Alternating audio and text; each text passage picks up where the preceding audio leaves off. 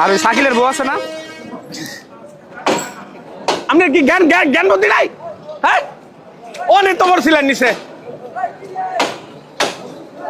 আপনি কি জ্ঞান বুদ্ধি দিয়েছেন না নাকি আল্লাহ? কে রইন আপনি? আরে অনে উড়বে থেকে লইলে, হ্যাঁ কে রইন আপনারা? খালি ফোনে ফোনে কথা কন।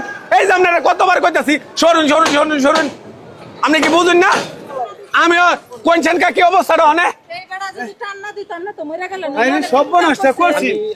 দেখুন কাকে।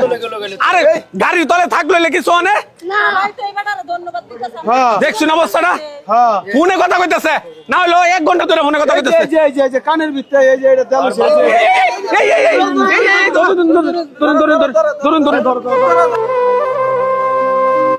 এভাবেই ঝরে যাচ্ছে হাজারো তাজা প্রাণ। একটু অসতর্কতাই কেড়ে নিতে পারে একটি প্রাণ। আমরা কবে সচেতন হব? কবে আমাদের বোধোদয় হবে? আসুন প্রতিজ্ঞা করি, ট্রেন লাইন পারাপারে উভয় দিকে ভালো মতো দেখে পারাপার হব। কানে ইয়ারফোন লাগিয়ে ট্রেন লাইন পারাপার হব না।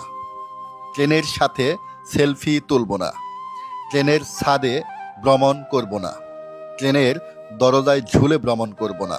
মনে রাখবেন, সময়ের চাইতে জীবনের মূল্য অনেক বেশি।